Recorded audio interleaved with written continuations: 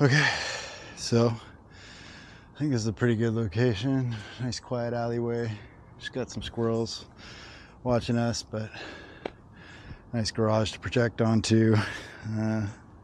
Hopefully no one comes out screaming at us, but yeah. So first things first, just gonna disconnect the bike, the trailer from the bike, and just so we don't topple the bike over. And yeah, put that there. I'm gonna move this camera over so we get a better view of what we're doing. And yeah, let's give it a little inspection. Make sure that everything's still here and nothing's broken. It looks good. TV's still attached. Mast is still strongly attached. That's there. Bag's there. Projector's still there. Yeah, it looks good. Frame's all in one piece. Lights are still on. The projector mast is still there. So yeah, I mean, we're looking pretty good. I think maybe I might start pulling it apart and setting it up and see what it looks like. I'm just gonna attach this on here, and yeah.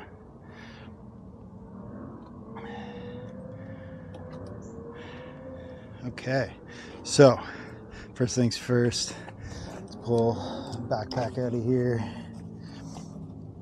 And actually, even before that, what I might do is put a lock on my bike. This is something my partner recommended, you know, especially here in random back alleys.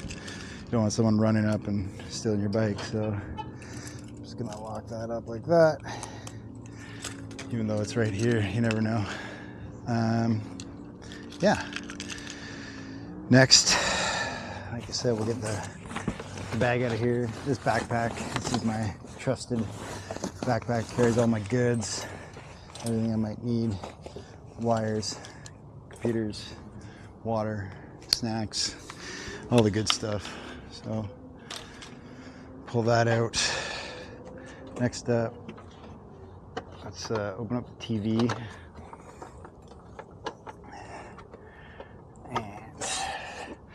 So I've got this protecting cover. It's actually an old sign from an old project I did. Figured why not? I was holding on to it for sentimental sake, and I figured why not repurpose it for this project. It fit perfectly. All I did was score it so that it could be folded up, like so, and tucked in here when not in use. And now, so initially I was hoping I could run this all off a Raspberry Pi, but the Raspberry Pi that I got was a 0WS, or Raspberry Pi Zero, Raspberry Pi Zero W. So it had wireless capabilities, which was good because then I could hotspot it to my phone. But the issue I ran into is that it was so underpowered that it couldn't even display a web page properly. So it didn't quite work for my purposes, because the very first thing that I was trying to do with the system was to create a simple message sign, group message sign for interventions like critical mass, right? So for those who don't know, critical mass is a protest ride. I talked more about it in one of my other videos, but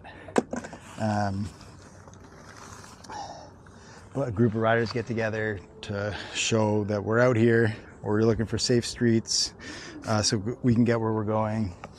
And yeah, one of the first rides I went to, somebody brought a whole whack of paper and markers and tape, so that folks could make signs to put on their bikes for the ride. And I thought that was really nice, really sweet, but kind of awkward, kind of clunky, hard to, like, you know, write something out and tape it to your bike and have it stay and be noticeable. So what I thought was, why not make a digital sign that everyone could contribute to, and I would have everybody's messages on the same sign. So I did that by coding two simple web pages. One was like a form that would allow people, they could scan a QR code really quick and come to this web page, enter in a message up to 25 characters in length, and then hit send, and that would go over to another page where all the messages would be combined together and displayed together, and everyone could see what everyone else wrote. And yeah, and those messages would be displayed throughout the duration of the critical mass ride and then disappear from there. And so I did that, and I thought, oh yeah, I could just do the display, the message wall page on a Raspberry Pi. But like I said, Raspberry Pi was too underpowered, and so that didn't quite work out how I hoped. So as it happens, I have an old Mac Mini that I used to do all my projects and music making on, and so I didn't really want to use it for the project, but I have it at my disposal, and so I figured why not. So it's there tucked in behind the battery. What I'm doing right now is plugging it in, plugging the TV in, and yeah, we're going to test it out. This is the first time we're testing it out live in public, and well, not in public, I'm the only one here, but in the wild for sure. Uncontrolled settings, and yeah, we're gonna see how it goes. This is the very first field test of the NODE-1, or Nomadic Open Display Engine, as part of the Tactical Interaction project. So let's see, we got computer plugged in, we got TV plugged in. Let's power up the inverter.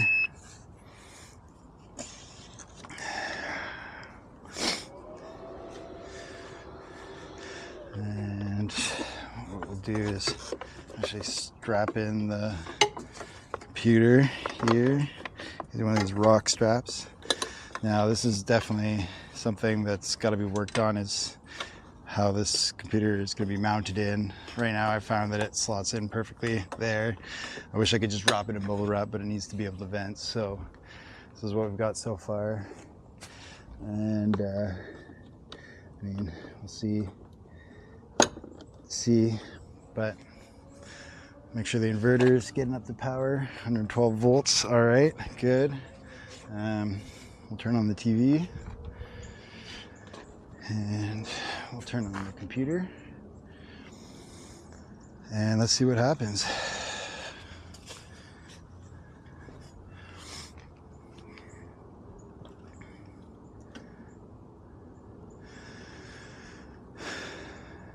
All right, it's booting up.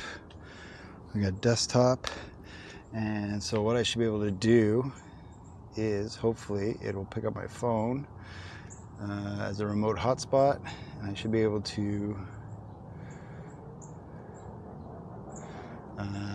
VNC my way in, hopefully.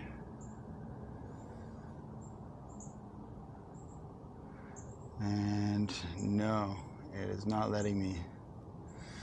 Okay, that is something that's got to be worked on, is how to get the web page to boot automatically.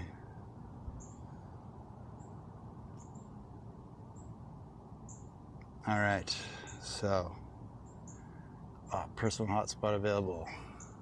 That's what we want. We wanted the hotspot. Come on, come on. Hotspot me.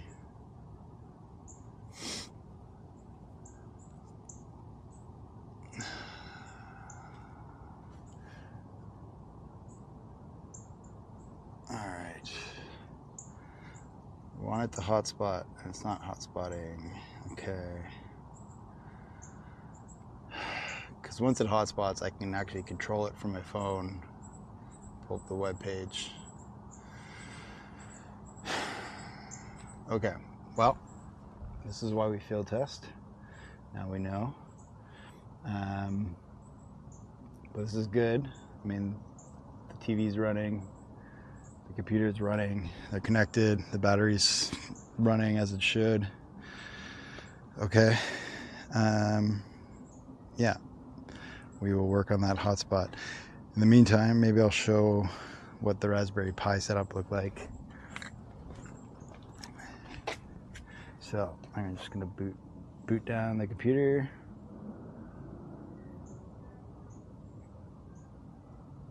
And we can unplug that. And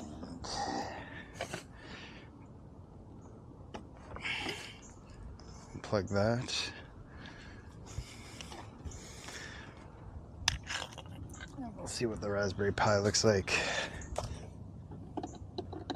So it's set to boot automatically once it gets plugged in. So we'll do that. Plug that in. Swap the HDMI cable.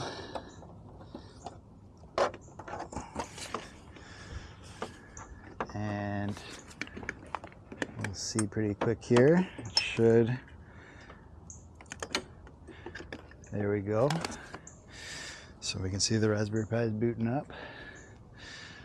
Now, like I said, the Raspberry Pi Zero, pretty underpowered.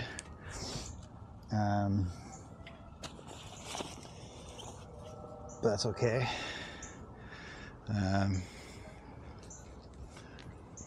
It could be interesting nonetheless. So yeah, let's see what happens here. Let's see what we can get out of this.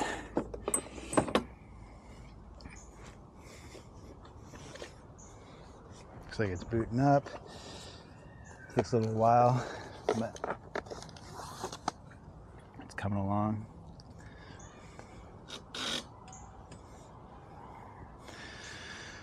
Yeah, looking good. See, so this was the problem because I couldn't get Raspberry Pi to load a web page. I had to make the same program that I wanted to make for the web page in Python to run in terminal. So what it's doing right now as it's booting up, it brings up the terminal where you would type in command lines. And what it's going to actually do is run an it's going to auto boot to this Python code that I programmed, which is kind of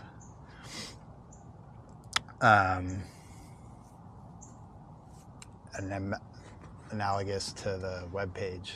I mean, obviously, as you'll see, it doesn't look nearly as good, but here we go. Tactile Interaction Project 2025. Scan the QR code to add to the screen. Well, we don't have the QR code, but I do have the web page here, so we can go to that. The web page looks like this. Send a message, say something. So you can just enter in text there. We'll say field test completed and hit send. And what we should see is that message come up here because the Raspberry Pi is hotspotted to my phone. It's listening to the database for messages sent to this web page. And let's see if it picks it up. Doesn't look to be. Maybe we're having hotspot issues.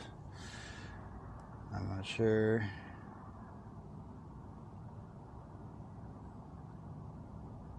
Okay, looking like it's the same issue.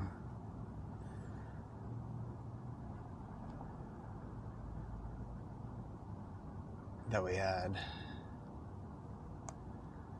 with the Mac Mini, that we're not connecting properly to the hotspot. So again, another issue to address.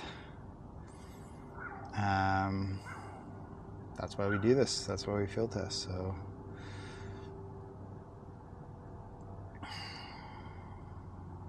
we will figure that out. Okay. Where's our...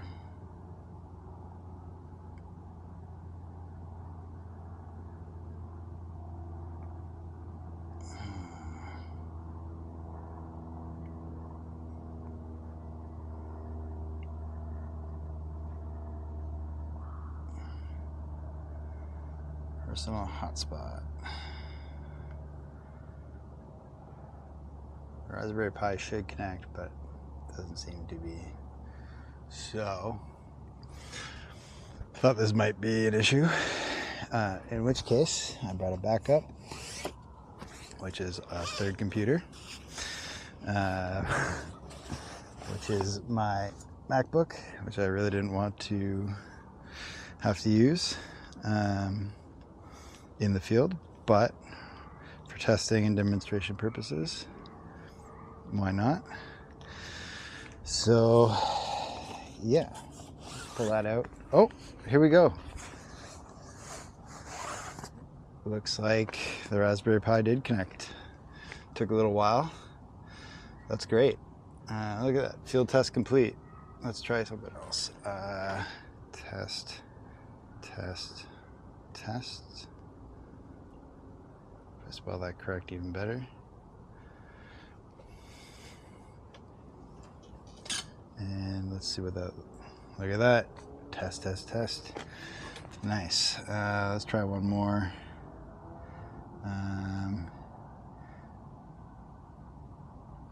Biking is great.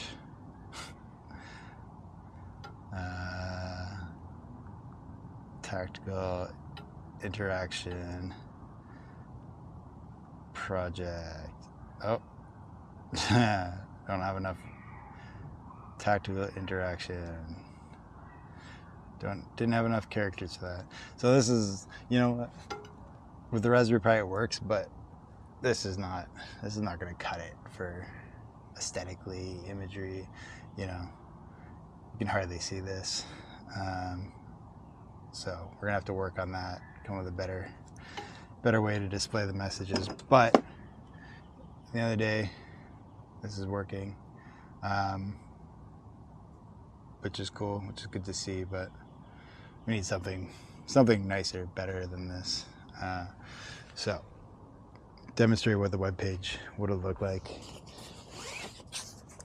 if the Mac Mini connected to hotspot. I'm just going to do this, and what we'll do is unplug the Pi, and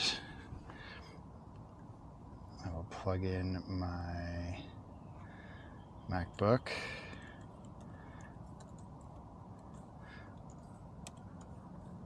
This feels so weird to be doing this in a back alley like this, but you know, gotta do what we gotta do for our testing. So just gonna plug that in there and plug my computer in, join the hotspot. Okay, and so now we see, all right, this is what the web page looks like. And the idea is that someone, you know, we're all amassing for critical mass gathering beforehand, and you know, folks can come up, they can pull out their phone, they can scan the QR code that's there, just like this, right? And scan the QR code, takes us to the message page. We type in our message in an alleyway, and look at that, quick as that. It goes from my phone to the back end and to the display screen. So the nice thing about doing this web page is emojis work too. And yeah, this would be great. So what I really want to do right now is test this, but with the projector. So let's do that real quick.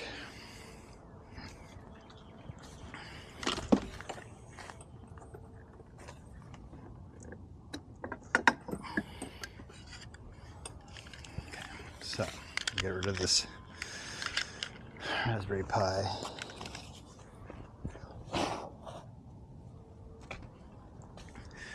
So the projector I've got here,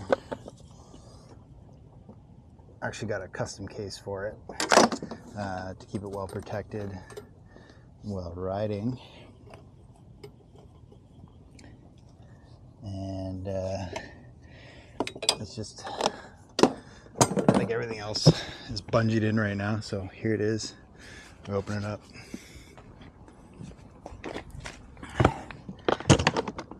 And what you'll see is I actually 3D printed this bit. I found this online.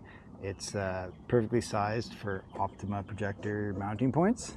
And then it's got a Manfrotto tripod plate 3D printed onto that. So what I can do now is I have this Manfrotto style tripod plate adapter holder fixed onto a ball head.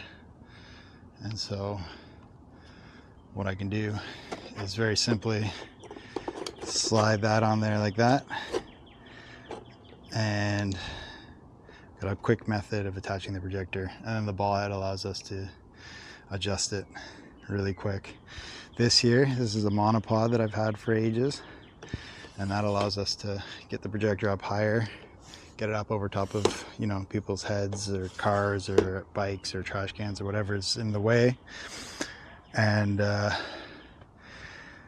yeah, allows us to project. Now let's plug in the projector. What I'll do is shut down the TV.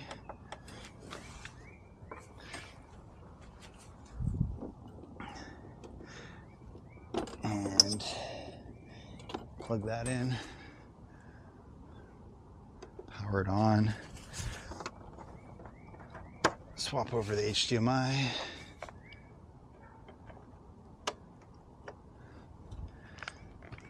And here we wait for it to boot up.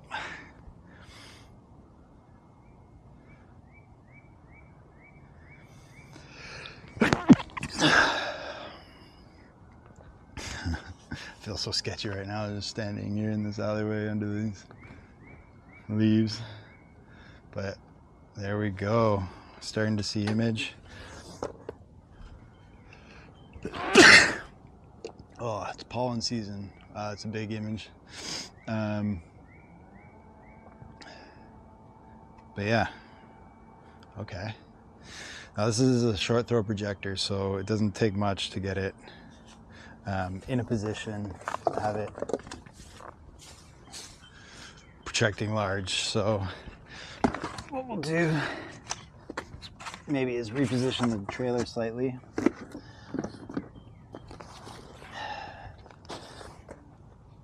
And do that like this. There we go. Okay.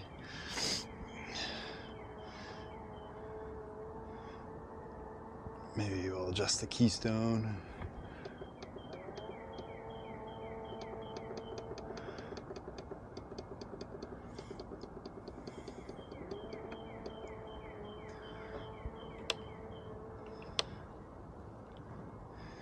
Okay.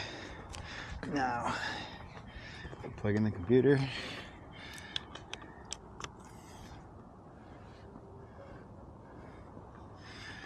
Should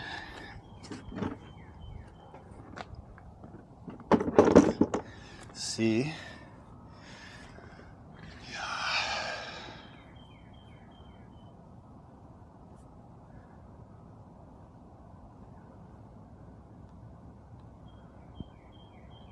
Yay. There we go.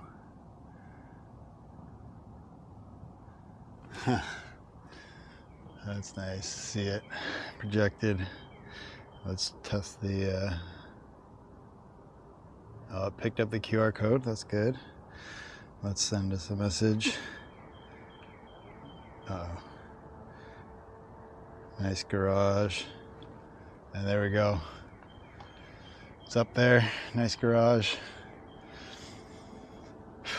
See, this is it. So, big learnings from this is that we've got to get the computer system working in the field. So that means hotspot and auto loading, so it just boots right up to the web page would be the most ideal, but this is really cool. This is really good to see. Yeah, and then HDMI connection can be a little finicky. See if that comes back. I just bumped the HDMI cord and lost it there, so. Okay, we're back. See, this is why I don't want to use the MacBook. It's, you know, having something built in and fixed to the system would be way better. But this is good. This is good. And, you know, the QR code actually works. So, let's see. We out here. And there we go. We are out here. So that's cool. It's not even fully dark yet. There is a street light right there above us, but it's working. And that's awesome. That's really nice to see. So, yay.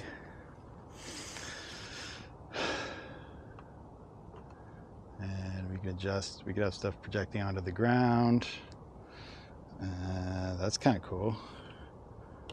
It might be kind of hard for the QR code, but yeah, that's pretty neat actually. Let's see if the QR code works from here.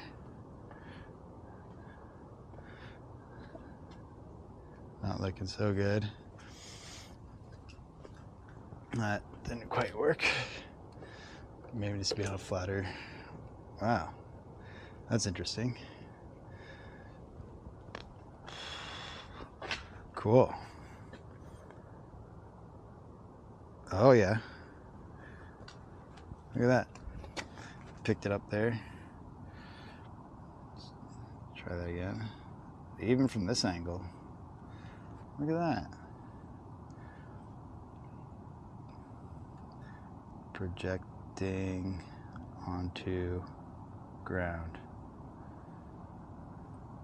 Hey, and there it is right there. So this is pretty cool. I didn't even adjust the focus, so that's something that needs to be accounted for as well. But wow, look at that. That's neat. This is something I was kind of thinking of with the system is, you know, imagine you could bike along and be projecting bike lanes around you as you're biking, or, you know, messages onto the street. I don't know. There's all sorts of potential here. So, I don't know.